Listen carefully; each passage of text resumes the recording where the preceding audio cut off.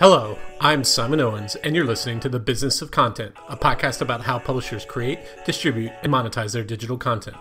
In this week's episode, we're talking about a bootstrapped wedding news website that recently got acquired by a major media conglomerate.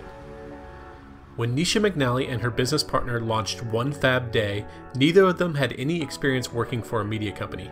Naoise didn't even have much knowledge of the wedding industry outside of planning her own wedding. But the lack of wedding-focused internet resources in Ireland presented a clear market opportunity, so they went for it. Flash forward several years, and the site now has a full-time staff and an interesting business model. Instead of relying on traditional advertising, it charges wedding vendors to be listed in an index it curates for readers. I recently interviewed Naoise about One Fab Day's founding, how she settled on a business model, and what she hopes the site can accomplish now that it's owned by a major media company. Before we jump into the interview, I want to talk about my Substack newsletter. It's read by thousands of media professionals and is packed with industry analysis. If you create content for a living and aren't subscribed, then you're missing out on countless insights that will help you in your work. To subscribe, go to simonowens.substack.com. That's simonowens.substack.com. Or you can just Google the word Simon Owens and newsletter. Okay, now on to my interview with Naoise. Hey, Naoise, thanks for joining us. Hi, Simon. Thank you for having me on. So how did you first become interested in weddings? Like, was it through planning your own? It was. Myself and my business partner, Susan Gallagher, back nearly just over a decade now ago, were both engaged, getting married, and found it very difficult to find the kind of information that we were looking for our own weddings. So we're based in Ireland, and the media here is predominantly, well, it's Irish, the UK, a lot of media, and we get American media as well. But there was no local information available to us. So we found ourselves turning a lot to US-based blogs primarily. Even the websites and the magazines weren't that up to date at the time. So that was the initial interest. I came from a completely different industry, but spotted a gap in that market. Yeah, because I think there's a very robust wedding news media industry in the US, right? But what you're saying is, like, in Ireland, there wasn't. No, exactly. So at the time, obviously the big sites like The Knot has existed for many years, and there was a lot of wedding magazines. In Ireland and the UK there was too, and the US, and that obviously industry has changed dramatically in the last 10 years. At the time, so we're talking 2009, there were, the beginnings of blogs that are still well known today. Style Me Pretty, it was kind of the leader of the pack. It was sold to AOL kind of midway through the 2010s, I suppose. And they all existed. But what we found was, obviously we're based in Europe, it was impossible, while the ideas were really fresh and interesting, the editorial itself had a limited value because we couldn't engage any of the suppliers or any of the businesses. So, and that's also, I think, an issue with editorial in the US. In the wedding space, because it's quite fragmented now, because obviously if you're living in New York and you're planning your wedding and there's people that you want to engage, you're not necessarily going to be booking venues or photographers, etc., over on the West Coast. So this is kind of this was the issue that we had. Things were not local and they weren't directly relevant to us. So we felt there was a gap in the market on our side of the pond. So while some of the general advice was applicable, because you were looking for very specific vendors and stuff like that, that's where you were having a hard time finding the information.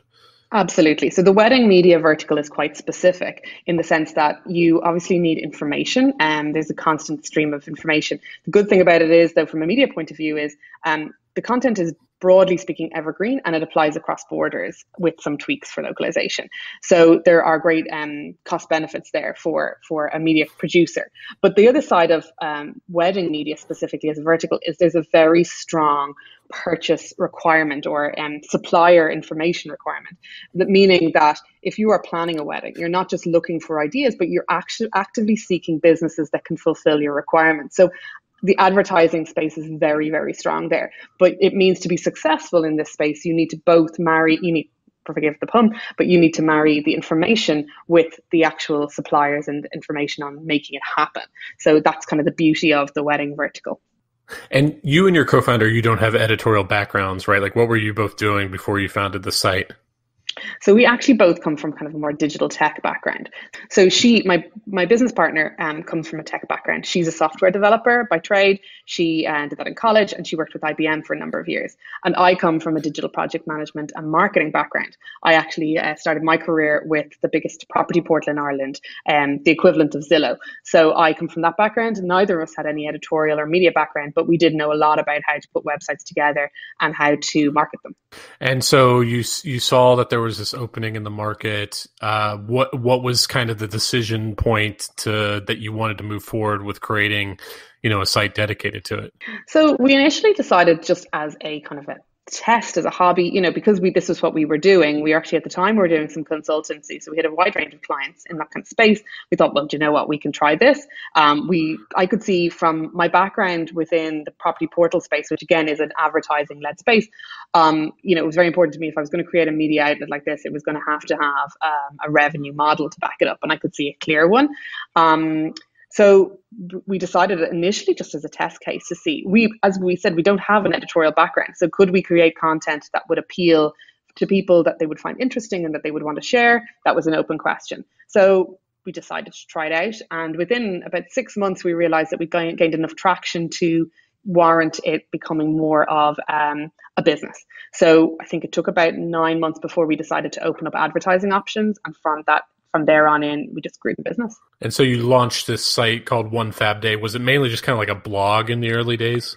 Absolutely. If you look back, and you can still find the old stuff, we still keep it on the site. It very much is a blog. And the difficulty at the time really was that this is pre-Pinterest. You're talking even pre-StumbleUpon, and people remember that. So imagery was actually extremely difficult to find. So we were using Google image search and stuff like that, which was quite difficult.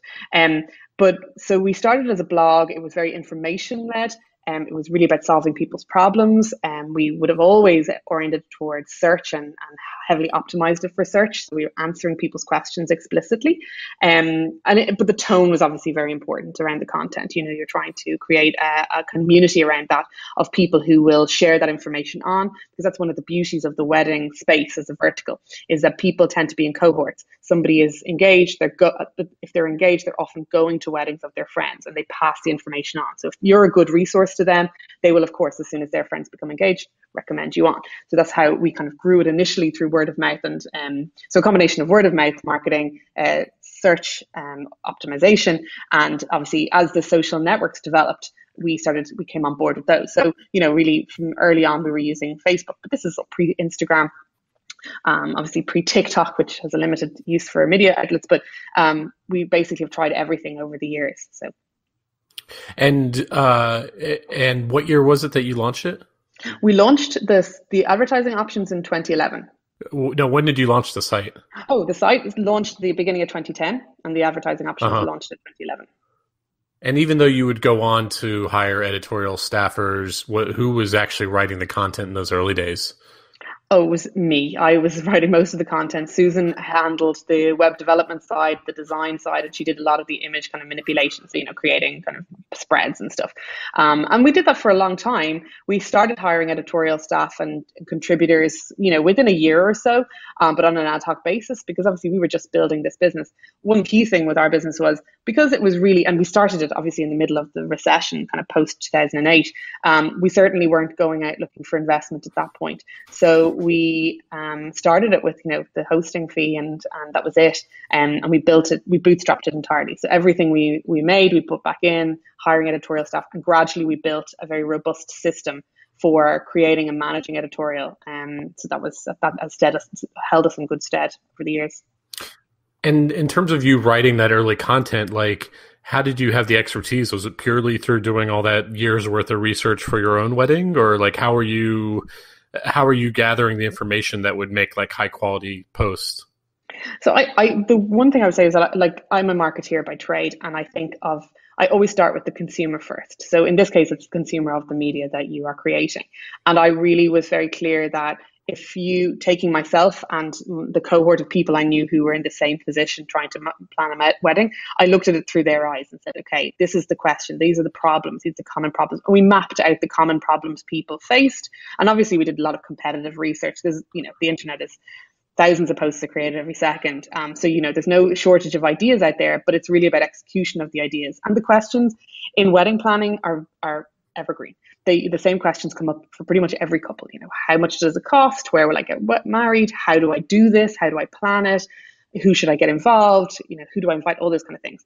So I looked around and looked at it from a consumer point of view and tried to craft the best answers, the best laid out content that I possibly could, answering things in a methodical, clear, but friendly, helpful tone. And that's really what people responded to. They found that very helpful. And obviously the search engines liked it too, because, we rank very highly. But how did you get the information? Like for instance, how did X, one thing cost? Were you just Googling around looking for that, or were you calling up vendors? What was that process? So extensive Googling. But also, I would have double checked with people in the industry. The wedding industry is incredibly collaborative. It's very much, they're all small businesses, so they want to market themselves too. So if they see an opportunity to get themselves promoted or included in an article, they will answer your question. So we would have always spent time, on the phone or emailing people, asking them questions. Just, emailing a florist, asking what are the current costs for things. And if you just like normal journalism works, you interview a number of those people and you collate that information. We, as our audience grew, we've used surveys as feedback mechanisms. We use Instagram. Now we use Instagram polling a lot to find out what people are interested in. And then in turn, we go out and seek the answers from both professionals and from the readership, who can feed in the information too. And so it was just you two to begin with. Eventually you started generating revenue, which we'll talk about in a minute.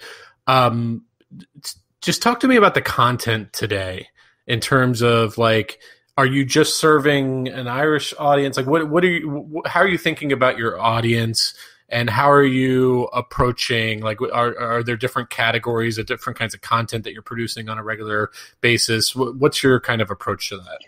So the way the site works currently is that there's actually 3 separate versions running concurrently. There's an Irish version, a UK version, and a US version.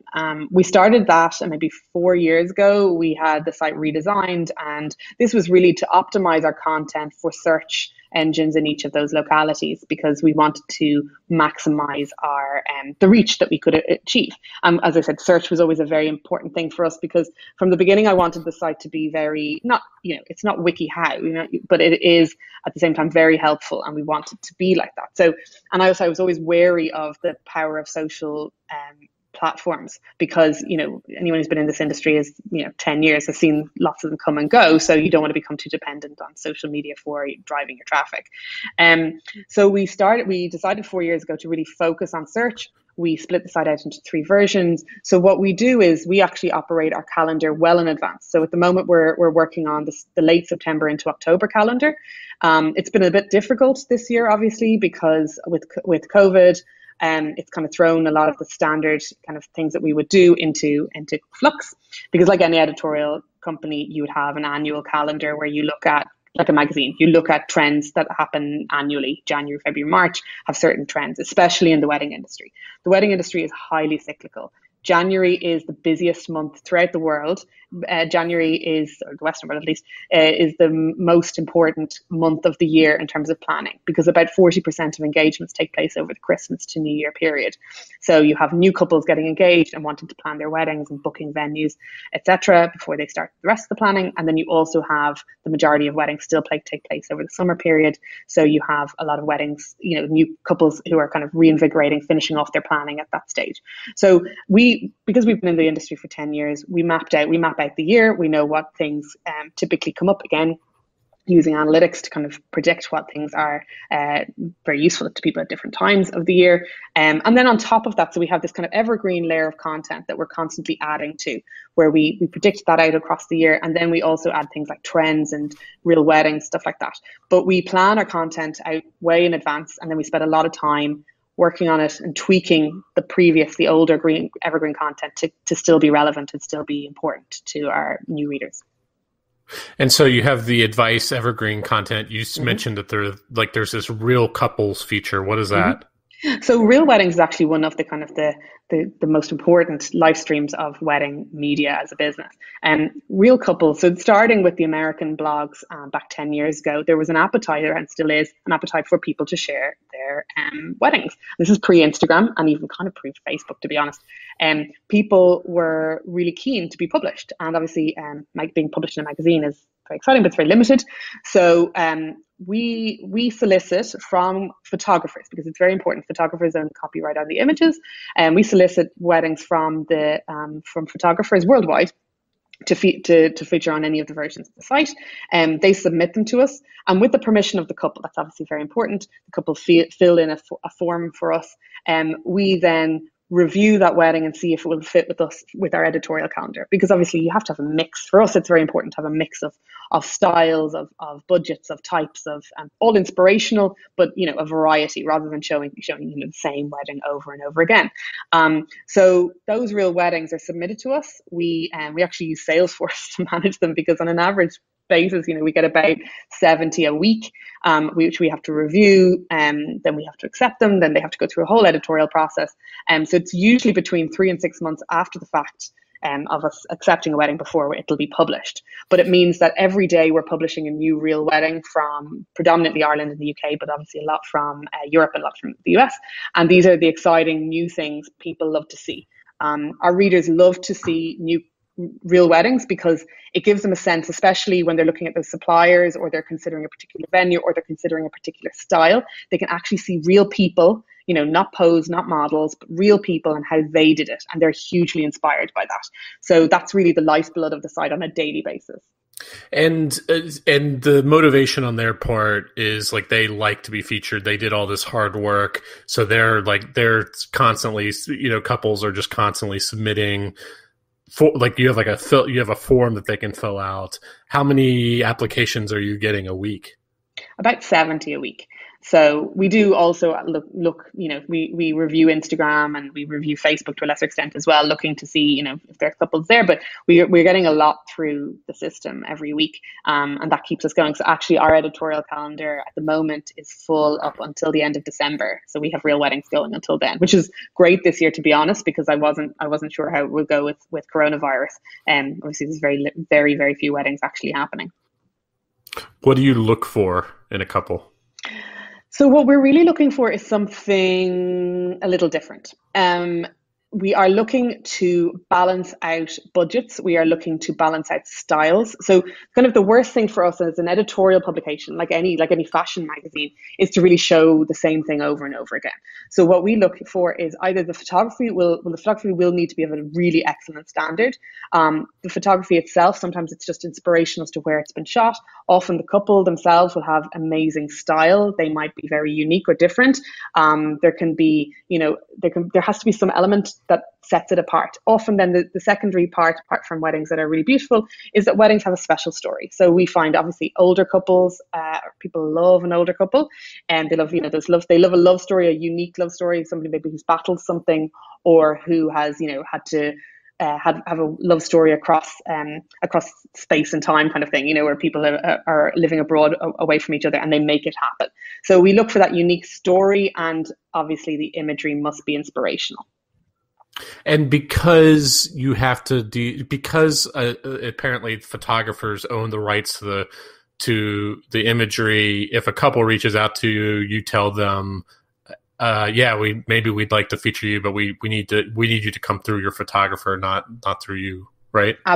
Absolutely. That's really important to us to maintain that integrity and that professionalism. So, that's who they are, the owners of the imagery, and that's who we liaise with. And ultimately, that's something that we've had to explain to couples over the years, but most of them understand that at this stage. How do you think the dynamic is for you in terms of risk, in terms of your audience is very ephemeral? Like a lot of publications, they'll have the same audience for years because that audience is very interested, but your audience is interested you in a very specific time, and so I'm guessing it's very cyclical. Does that like hurt you in any ways? Like, do you get a bunch of social media followers who are no longer engaging with your social media accounts? Because like obviously algorithms are all based on clicks and likes and comments. But if someone liked your Facebook page and then stopped caring 12 months later, then that's going to hurt you from an engagement perspective. Are these things you're thinking about like how to deal with this ephemeral audience? So it's an interesting question because it actually kind of on the one hand, yeah, you could see it as a risk factor, but actually in a funny way, it's built into the DNA of the wedding industry and the tech or the digital media space, I think, because as I mentioned, we started the website 10 years ago, and you're absolutely right. People, so the core of how wedding media consumption works is that most people are engaged for about a 12 to 18 months window. They have a very set plan, set cycle that they run through, where they get engaged initially. They must, first things, they have to pick a date and find a venue. And after that, then they have a set list of things that they typically want to buy or book in advance. And then it leads up just before the wedding date. So there's kind of set milestones across that journey. And you're right, obviously at the end of that, they have no use for our information anymore. The reality of it is they tend to stick around for 6 to 12 months afterwards. But so, yeah, on the one hand, you can see it as, we have this ephemeral audience that comes and goes. And that means that we're constantly on the hunt for new readers. So the one thing about that is, I mentioned, they're people who are engaged are typically friends with or others who are engaged. They're attending other weddings. So they are a natural word of mouth. They're a natural a conduit for us to share our information and create new readers. So they're actually a marketing funnel for us, bringing us new readers. The search element, that's one of the reasons why search and evergreen content was so important to us. It was to be the answers to questions. And obviously now the more you are, the more trusted you are as a resource, the more, the search engines reward you for that. The other thing is, though, you're right about social media audiences. And, obviously if you build up an audience for a long time and then, in our industry, they only have that 12 to 18 month lifespan.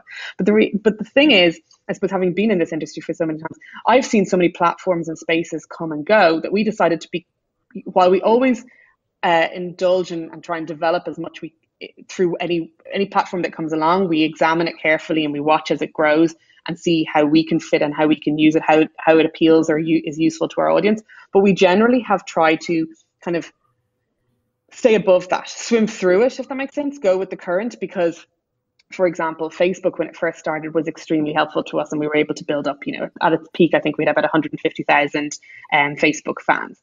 Gradually, over the last 3 years or so, there's been a very strong demographic shift for us, and we see very, very few new readers coming through there, mainly because, as we all know, Facebook is aging out. Young people are not joining Facebook. They're not on Facebook. It's not relevant to them. So while we have lost, in some ways we've lost the audience, that platform has also lost that audience.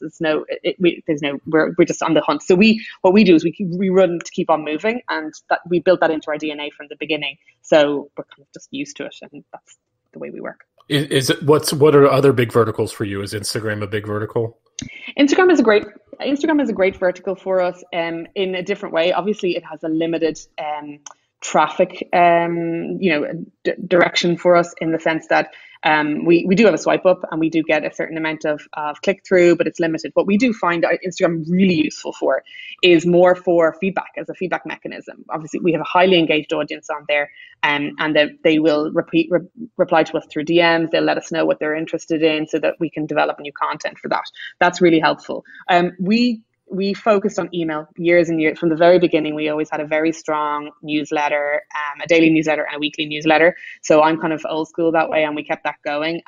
So at the moment, I think we've like 27,000 on our mailing list, and we have to refresh that. That does relate back to the 12 to 18 month cycle. Yeah. So we do have to clear that out every so often. But we do use every trick and hack in the book in terms of things, downloadables and quizzes and printables and everything that you could possibly need to attract more people into that mailing list. And by using those things that they find useful, we're pulling people into our mailing list and then trying to retain them. So that's really important to us as well. Talk to me about monetization. Your main form of revenue generation is through like a directory, right? So our monetization strategy from the beginning was very much about direct to SME. So essentially, we don't do much work with brands or agencies. We don't do any big campaigns. What we actually do is we operate with a directory of small to medium sized businesses within the wedding industry, to whom we offer a kind of an annual campaign. It's not a subscription per se in the sense that they actually pay upfront for it for a year, but it's a 12-month campaign with some basic elements like, you're part of you get a directory page, you get a certain amount of display advertising through the year. You may choose to upsell to upgrade to like a dedicated newsletter, for example, or a dedicated piece of sponsored editorial, those types of things. And more lately, we've done things like Instagram stories and things like that. So we run that with a limited. Now, the difference between us and say maybe other sites in the same space, or like the Knot, or even sites in other kind of directory type of sites, is that we actually run a by invitation only advertising network. What that means in principle, or in truth actually, is that we operate, or rather we work only with businesses that we feel our readers are going to be very interested in, and that business in turn is going to get a great return on investment. The reason we do that is twofold. One, the wedding industry has a very low barrier to entry. Anybody can set themselves up as a photographer if they have a camera. Anybody can say, I'm a great makeup artist. It's fairly easy now to set up a website. You can have an Instagram, and you can kind of create a business in inverted commas. But the problem with that is, for every person who does that, or every kind of business that is less than professional, that wedding that they're servicing, that business maybe that client that they're helping, that's a one-off for them. You only get one wedding, most people do anyway. And so, for us to promote any businesses that weren't going to deliver the quality of service would be really damaging. So we look to only work with businesses that we know are quality businesses, that have a good reputation, that we can see what their portfolio was.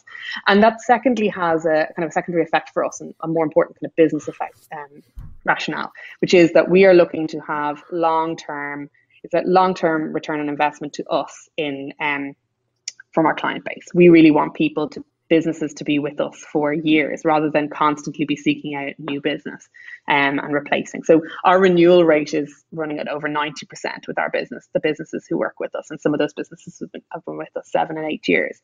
So, which is really reassuring, and especially at the moment during the coronavirus crisis, it's very important to have that kind of continuity and stability of revenue. How much does it cost to be listed into the directory? It averages, but in and around the €2,000 mark, so $2,300. And then, is there a certain geographic region that the directory is limited to? So currently it's based in Ireland. We do have some international clients. We have some UK clients, and we have some Europeans. We typically do more kind of brand campaigns with US-based clients. So we have done a number of those with the likes of Beholden, who are owned by Anthropology and stuff like that.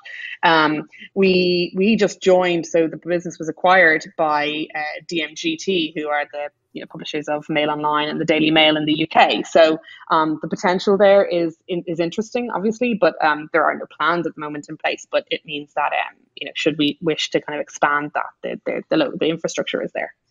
What about affiliate sales? Because I'm assuming that your readers are making lots of purchases, even like travel. Like I could see, airlines and other travel destinations offering some kind of affiliate cut. Do you do any of that? We do have it built in, but it's a very limited revenue stream for us. What we actually found is kind of interesting is that the revenue that we derive from that predominantly comes from our US readers. So our readership is actually made up of 30% of it is US based, 30% is Irish, and 30% is UK, and then there's a smattering from elsewhere in the world. And we find it's mostly coming through, we have a very big Pinterest following, which drives a lot of US based traffic, and that's where that affiliate revenue comes from. But it doesn't come from our European readers. The big thing about the wedding industry is that the time frame is so long often in terms of decision making, that affiliate, unless you've got very long terms on the affiliate tokens, it doesn't really work. And a lot of the purchases as well, say the really big purchases, things like a wedding venue, that's not how a purchase is made, unfortunately. So it works very well for things like fashion. less, not so much for travel, but fashion for us, shoes and accessories, things like that. And yeah, modest revenue, but it's not something we depend on. So you mentioned this acquisition. Tell me about that and what the motivation is there. Like you mentioned that you have very little on brand advertising and stuff, and you're a bootstrapped organization. Is that really just because you had to focus on one or two things, and you couldn't really devote resources to that? What was the motivation behind the acquisition, and what will it allow you to do that you weren't before? So the motivation behind the acquisition, actually, it was, a real thrill for it to kind of completed on the 30th of June because, it's in the middle of the coronavirus crisis and things have just been up in the air completely in corporate finance. So, but it had actually started last year. We had come to the realization that having built the business over the previous 9 years, our readership is about 550,000 unique visitors a month now, reading about 1 million pages, which in our vertical, weddings is a very limited space, and it put us in the top. We're number one in Ireland, top 2, 3 maybe in the UK, and in the top 10 in the US for readership. So we were doing very well, but as we're discussing, our entire revenue stream is based out of Ireland. And we had, over the previous year or two, experimented with many of the things that other media companies had tried. We have run events and they've been quite successful. And we had a very good podcast, but we were struggling with how to, expand the business based around what we ourselves were bootstrapped. Would we take capital? Would we take investment? Would we take an equity partnership? How would we look at this? Brexit, unfortunately, has been, quite a big story for the Irish economy because, it's more the uncertainty of Brexit. Nothing has been locked down. We don't really know what's happening with it. That has affected the wedding industry quite badly in the UK. Things are definitely more tentative than they used to be. So we felt that, on our own, it wasn't going to be something that we were going to be able to break into, even though it's a natural market for us and would, probably be, the revenue would be tenfold of what we make currently. So it was a difficult situation. We looked around at our options and we thought that actually probably the best thing for us, being a small organization, was to try and merge with a larger organization with a more robust infrastructure, with all the things that we don't have. We don't have a corporate structure. We don't have HR and things like that. We are, we're 10, 12 people at our peak, a little bit less right now because some people are on maternity leave. And we thought that would make more sense. So we got into negotiations with DMG. And there's a really good fit because what they're looking at doing is, in the Irish space, is they're looking at the entire kind of global audience. They're looking at various interests and the life cycle, life's journey. So they have a baby website, and this wedding website fits with them, and they have other female focused websites and male focused websites. So this made sense for us, and it brings us into a global media conglomerate with all of that expertise, all of the financing, and all of the support, which really helps. And what does that mean for your ability to grow? Like, do you feel like you're going to, by diversifying, either by getting into new revenue streams or maybe moving into more geographic areas? Like, what will this actually mean for you? So in the longer term question is still up in the air. The shorter, because obviously I think COVID has confused everything, and the media industry is obviously battening down the hatches. But in the shorter term, it certainly means that revenue streams have opened up to us because DMG obviously are a bigger company and have a dedicated sales team. They have all those relationships with agencies and brands that we just had not had the capacity to develop. And we hadn't developed those because it would require us to have put resources into a team that we didn't necessarily have, and with and to derive the revenue in a shorter term than probably we would have been able to do. So, but they have the team, and they have those relationships. So we're a nice, part of their overall offering, and it provides access to that. So in that sense, I think there's an immediate revenue potential, and we're looking at that very strongly. In terms of geographical growth, that's really going to be a bigger question for the overall kind of DMG management team and how they want to see that growing over the next couple of years. So, but I think it's exciting. It's really like the possibilities now have opened up for us, and it's not just about myself and Susan making these decisions. It's about having that backup of a bigger, more team with a lot of experience who can bring that to the table. Do you think there could be one day an international version of your site? Like, could there be a day where you have a vertical that focuses on Korean weddings? Possibly, very possibly. Who knows how the internet's. This is the beauty of it. Like, if you talked to me 10 years ago, I wouldn't, it was obviously a long-standing ambition that we would be a player. And we certainly grown beyond what I would have thought we would have done on our own, certainly. So, I think the possibilities are endless. And the great thing about weddings is they, as the internet, especially in the last couple of years between Pinterest and Instagram, as those kind of platforms have kind of homogenized things, you're seeing the same trends, particularly in fashion and beauty, but also in weddings. So it does make the opportunity to be more global in a content space actually more realistic than you would have thought maybe 5 or 6 years ago. Okay, Naoise, well, those are all the questions I had for you. Where can people find you online? So we're at OneFabDate.com. OneFabDate.com. Okay, great. Thanks so much. It's a lot of fun. Thanks. Fun. Okay, thanks for joining us. I'm actually on the lookout for new guests for this podcast. So if you do interesting stuff in digital content, whether you're a full-time YouTuber, a media executive, or run a cool niche newsletter, definitely reach out. My email address is simonowens@gmail.com. Okay, see you next week.